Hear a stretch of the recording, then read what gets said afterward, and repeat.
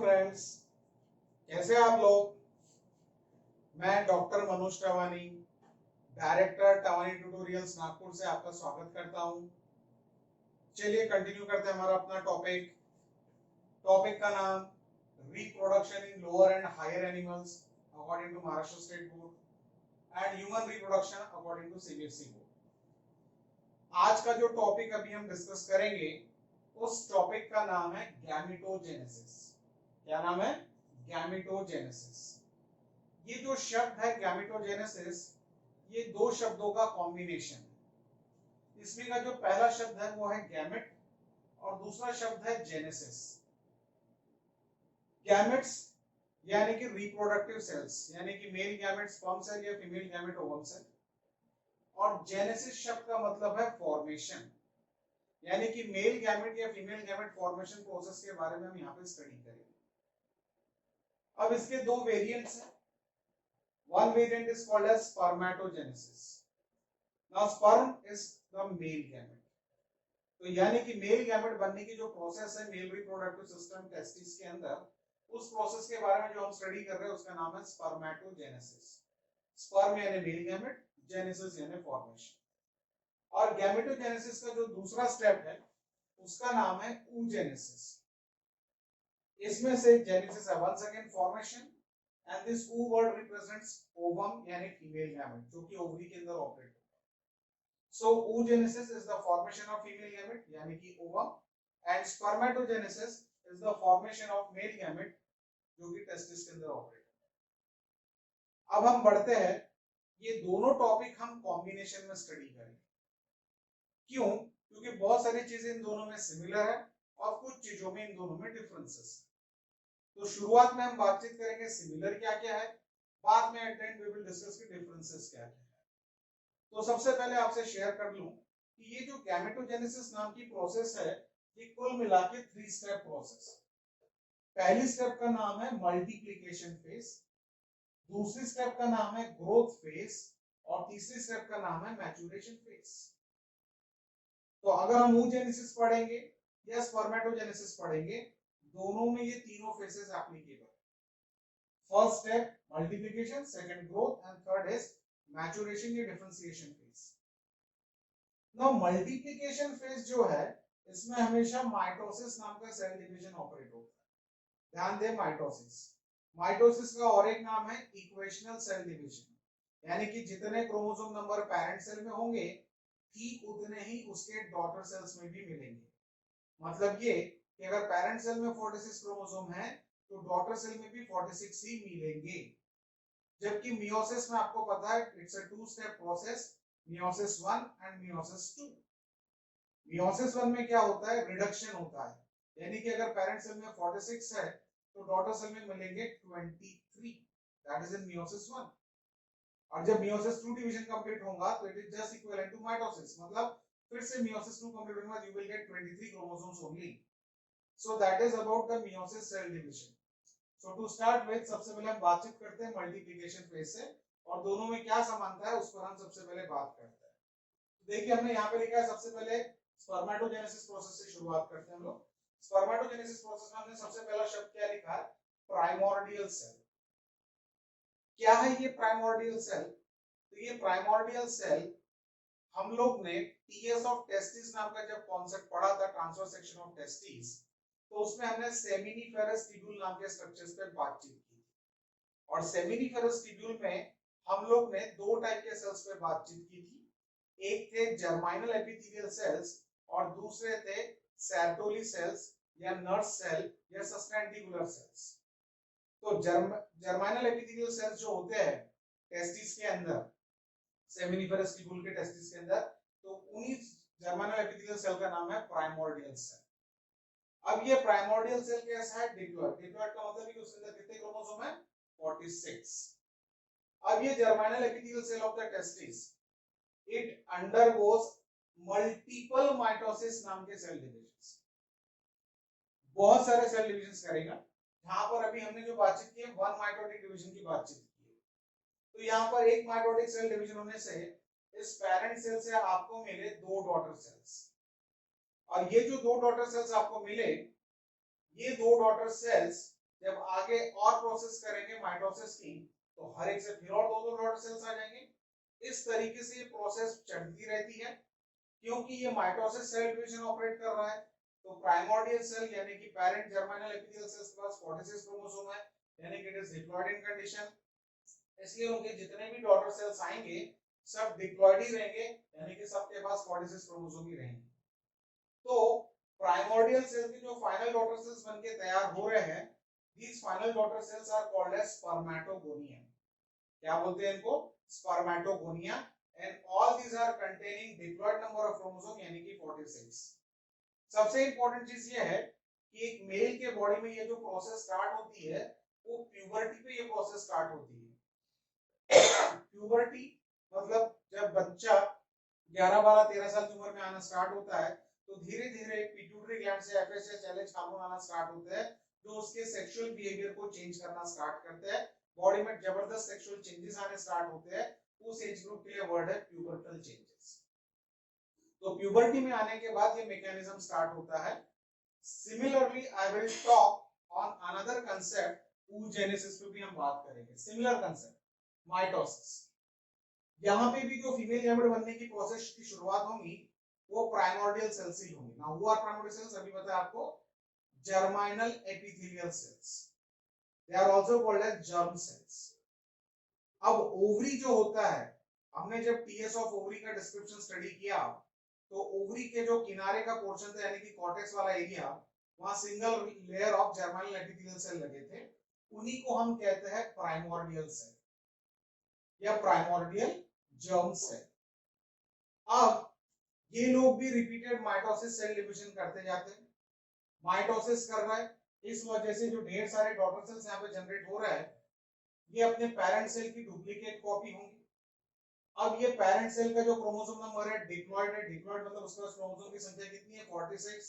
तो सिमिलरली उसके जितने भी डॉटर सेल्स बनेंगे जिनका नाम है oogonia, ये सब भी डिप्लॉयड और इन सब का क्रोमोसोम नंबर क्या है? 46। लेकिन स्पर्मेटोजेनेसिस की ये पहली स्टेप और oogenesis की ये जो पहली स्टेप है जिसका नाम है मल्टीप्लिकेशन फेज, इसमें डिफरेंस क्या होगा? जब फीमेल चाइल्ड मां के गर्भ में डेवलप हो रही थी for the 9 months of pregnancy, उस वक्त ये मैकेनिज्म हो रहा है, इसलिए हमने लिखा है यहाँ पे बिफोर बर्थ। लेकिन इन केस ऑफ मेल ये मैकेनिज्म कब ऑपरेट हो रहा है? जब male child pubertal age group में आना स्टार्ट होता है, यानी 12-13 साल की उम्र में आना स्टार्ट होता है, उसके बाद ये मैकेनिज्म स्टार्ट होता है। तो मैकेनिज्म तो दोनों में लगभग सेम है, लेकिन टाइम यहाँ पर जब व्यक्ति 12-13 साल का हो गया तब ये मैकेनिज्म स्टार्ट हो रही है, और यहाँ पर ये मैकेनिज्म स्टार्ट हो रही है बिफोर द बर्थ, यानी कि उसके फीटल लाइफ में ये मैकेनिज्म स्टार्ट होती है। ये डिफरेंस है, पहला step known as multiplication phase. अब बढ़ते हैं second phase called as growth phase. जैसा कि नाम आपको सजेस्ट कर रहा है, ग्रोथ फेज। तो what is growth? Increase in size and dimensions of the cell. अब यहां पर हमने एक स्पर्मेटोगोनिया सेल जो कि डिप्लॉयड है 46 क्रोमोसोम वाला है, ये अपना साइज देख सकते हैं, इसके मुकाबले इस सेल का साइज बड़ा हो गया। Due to accumulation of food inside it, it increases its size. Since it is increasing its size, we are calling it as growth phase. इसमें कोई सेल डिवीजन प्रोसेस इन्वॉल्व नहीं हुआ है, सिर्फ साइज इंक्रीज हुआ है due to accumulation of food। क्योंकि सिर्फ साइज इंक्रीज हुआ है तो हमने इसको नाम दिया है ग्रोथ फेज, और जो नाम था स्पर्मेटोगोनिया, अब इसका नाम चेंज करके नया नाम रखा है प्राइमरी स्पर्मेटोसाइट। शब्दों पे ध्यान दें, प्राइमरी, प्राइमरी यानी फर्स्ट, इनिशियल, शुरुआत का, स्पर्म यानी जो स्पर्म बनाएगा, साइट यानी सेल, यानी पहला cell responsible to form the male gamete sperm cell, that is primary spermatocyte, जो स्पर्मेटोगोनिया से साइज में बड़ा हो चुका है, कंप्लीटिंग द ग्रोथ फेज। इसमें क्योंकि कोई सेल डिवीजन प्रोसेस का इन्वॉल्वमेंट था नहीं, क्योंकि ये डिप्लॉयड थे 46, इसलिए ये भी डिप्लॉयड होगा 46। Now let's talk the same step in case of female oogenesis प्रोसेस। अब ढेर सारे oogoonias बनकर तैयार थे, लेकिन कब? Before the birth, in the foetal life. एक बार फीमेल चाइल्ड इस दुनिया में आ जाए, उसके बाद बर्थ, चाइल्डहुड एंड प्यूबर्टी वाले जब वो स्टेज में पहुंचेंगी, तो प्यूबर्टी वाले स्टेज में पहुंचते वक्त जब ब्रेन के पिट्यूटरी ग्लैंड से एफएसएच हार्मोन आने की शुरुआत हो जाएंगी, तब ये ढेर सारे oogonia में से एक सेल अपने आप को डेवलप करना स्टार्ट करता है inside the ovary to form primary oocyte। अब आप देख सकते हो ये भी ग्रोथ फेज को रिस्पॉन्ड कर रहा है, मतलब overall size of the cell क्या हो गया है, बड़ा हो गया है due to accumulation of food. तो overall size of the cell क्या हो गया है, बड़ा हो गया है। एज वेल एज ये जो प्राइमरी oocyte नाम का सेल है, ये जो प्राइमरी oocyte नाम का सेल है, ये यहाँ पर भी कोई सेल डिवीजन प्रोसेस इस वक्त इन्वॉल्व नहीं हो रही है। इसका मतलब जो ऊगोनिया सेल्स थे डिप्लॉयड 46 क्रोमोसोम वाले, सेम टू सेम हमारे प्राइमरी oocyte होंगे डिप्लॉयड 46 क्रोमोसोम वाले। ठीक है, तो this is the comparison between spermatogenesis and oogenesis। अब बढ़ते हम थर्ड स्टेज की तरफ। थर्ड स्टेज का नाम है मैचुरेशन फेज। ठीक है, थर्ड स्टेज का नाम है मैचुरेशन फेज। अब डिस्कस करते हैं मेल में क्या होता है। अब जब ग्रोथ फेज कंप्लीट हो गई, मतलब सेकंड स्टेज कंप्लीट हो गई थी, हम थर्ड स्टेज की तरफ बढ़ते हैं जिसका नाम है मैचुरेशन फेज। और इसमें जो सेल डिवीजन इन्वॉल्व होता है उस सेल डिवीजन का नाम है मियोसिस। क्या नाम है उसका, मियोसिस। जैसा कि मैंने आपको बताया था कि मियोसिस सेल डिवीजन में टू स्टेप होते हैं, meiosis 1 and meiosis 2। And meiosis 1 को बोलते हैं रिडक्शन सेल डिवीजन, जहां क्रोमोसोम नंबर रिड्यूस हो जाते हैं हाफ में, यानी कि डिप्लॉयड कन्वर्ट्स टू हाप्लॉयड, यानी कि 46 कन्वर्ट्स टू 23। तो ठीक उसी प्रकार से जब प्राइमरी स्पर्मेटोसाइट ये मियोसिस 1 स्टेप को ओवरकम करेगा तो यहां से इसके दो डॉटर सेल बने, और ये दो डॉटर सेल्स का नाम है सेकेंडरी स्पर्मेटोसाइट्स, और ये डिप्लॉयड से हो गया हाप्लॉयड, मतलब ये 46 क्रोमोसोम थे इसके अंदर, तो अब इसके अंदर कितने हो जाएंगे, 23। इसलिए हमने यहाँ पर क्या लिखा है, 23 क्रोमोसोम्स। तो यहाँ पर फॉर्म हो रहे हैं हमारे secondary spermatocytes after the completion of meiosis first division. Later on, second meiosis division, meiosis 2 division starts. And since meiosis 2 division is just like mitosis, यानी कि equational cell division, तो ये secondary spermatocyte से आपके दो सेल बने, ये secondary spermatocyte से आपके दो सेल बने, and both will be haploid cells, यानी कि again they will be containing 23 chromosomes. Now these four daughter cells formed because of secondary spermatocytes will be called as spermatids। क्या बोलेंगे इनको, spermatids। अब ये जो spermatids है ये न्यूबॉर्न मेल गैमेट्स है। क्या है, न्यूबॉर्न मेल गैमेट्स। इस वक्त वो नॉन मोटाइल है, नॉन फंक्शनल है, एंड बॉडी साइज काफी छोटा है। तो ये newborn male gametes has to transform into standard male gametes which should have the capacity of fertilization। तो उसके लिए ये स्पर्मेटिड्स जो न्यूबॉर्न मेल गैमेट्स है ये एक नई और प्रोसेस से गुजरते हैं जिसका नाम है स्पर्मियोजेनेसिस। शब्दों पे ध्यान दें, स्पर्मियोजेनेसिस, जिससे they will transform into standard male gametes and these standard male gametes are called as spermatozoa। तो standard adult male gametes are called as spermatozoa by undergoing the process of spermiogenesis। तो spermiogenesis process यानी हुआ क्या, यानी कि spermatids का transformation into spermatozoa, मतलब सादे भाषा में childhood stage of the male gamete has been transformed into adult stage. तो अब भाई चाइल्डहुड स्टेज को अगर एडल्ट स्टेज में ट्रांसफॉर्म करेंगे तो बॉडी में कुछ चेंजेस आएंगे। तो होता क्या है, ध्यान से सुनिएगा। स्पर्मेटिड्स को स्पर्मेटोजोआ में ट्रांसफर करते वक्त स्पर्मियोजेनेसिस नाम की जो प्रोसेस हो रही है उस दौरान वहां पर सबसे पहले सेंट्रियोल्स बाकायदा बाइफरकेट हो जाते हैं, proximal centriole and distal centriole जो नेक में प्रेजेंट होते हैं। हमने जो स्ट्रक्चर ऑफ स्पर्म के दौरान पढ़ा है। स्पाइरली कॉइल माइटोकॉन्ड्रिया अरेंज हो जाता है जो हमने स्ट्रक्चर ऑफ स्पर्म के दौरान पढ़ा है। ठीक है, size increases, proper development of tail is form for the motility purpose. ठीक है, acrosome cap will be form from the Golgi bodies. तो ये सारे जो चेंजेस हो रहे हैं is called as spermiogenesis, जो स्पर्मेटिड्स को स्पर्मेटोजोआ यानी कि स्टैंडर्ड मेल गैमेट में ट्रांसफर करता है। और ये standard male gamete initially for few days they are inside the testes attached to the Sertoli cells, later on they are shifted to epidermis for their further storage which is behind the testes। तो ये था mail gamete sperm बनने वाली process का पूरा नाम, spermatogenesis का details. अब यहाँ पे जो तीसरी स्टेप बच गई फीमेल के केस में oogenesis प्रोसेस में, उसको भी कंपेयर करते हैं जिसका नाम है मैचुरेशन फेज। ओवरी के अंदर जब फीमेल रिप्रोडक्टिव साइकिल स्टार्ट हो जाएंगे जिसका नाम है मेंस्ट्रुअल साइकिल। ठीक है, वो मेंस्ट्रुअल साइकिल फिनोमेना के दौरान ओवरी के अलग अलग स्टेजेस में हमको अलग अलग टाइप्स के फॉलिकल्स नजर आते थे। तो उसमें से एक फॉलिकल का नाम था मैच्योर्ड ग्राफियन फॉलिकल, जिसके अंदर फीमेल गैमेट बनके फाइनली तैयार होता है। तो let us talk something special here now. ये जो प्राइमरी oocyte है, ये प्राइमरी oocyte डिप्लॉयड है, यानी 46 इन क्रोमोसोम नंबर।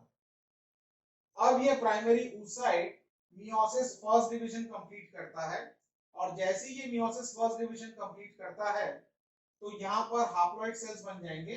मतलब ये वाला जो सेल मिलेगा इसमें भी 46 के बजाय 23 क्रोमोसोम, और इसमें भी 46 के बजाय 23 क्रोमोसोम, मतलब they will become haploid cells, यानी कि 23। Now this time we are getting unequal size cells, एक बड़ा दिख रहा है, एक छोटा दिख रहा है। जो बड़ा सेल बना है इसका नाम है सेकेंडरी oocyte या ओवम या एग सेल, और जो छोटा सेल बना है इसका नाम है फर्स्ट पोलर बॉडी। दोनों का न्यूक्लियस जो है इक्वली डिवाइड हुआ है। ध्यान से सुनिए, न्यूक्लियर डिवीजन इज इक्वल, मतलब इसमें भी 23 क्रोमोसोम होंगे, इसमें भी 23 क्रोमोसोम, लेकिन दोनों का जो साइटोप्लाज्म डिवाइड हुआ है वो अनइक्वल है। इसमें देखिए सेल का साइज बड़ा है, मतलब इसमें साइटोप्लाज्म की अमाउंट ज्यादा है, और इसमें सेल का साइज छोटा है, मतलब साइटोप्लाज्म का अमाउंट इसमें कम है। तो ये अनइक्वल डिवीजन क्यों हुआ है? क्योंकि इसमें साइटोप्लाज्म में न्यूट्रिटिव मटेरियल रहना चाहिए, क्योंकि जब ये फर्टिलाइज होकर एम्ब्रियो बनने की प्रोसेस करेगा तो उस दौरान इनिशियल फ्यू डेज के लिए एम्ब्रियो के लिए कुछ फूड नरिशमेंट की जरूरत होगी। इस वजह से इसमें ज्यादा साइटोप्लाज्म यानी कि ज्यादा न्यूट्रिटिव मटेरियल स्टोर किया जाता है।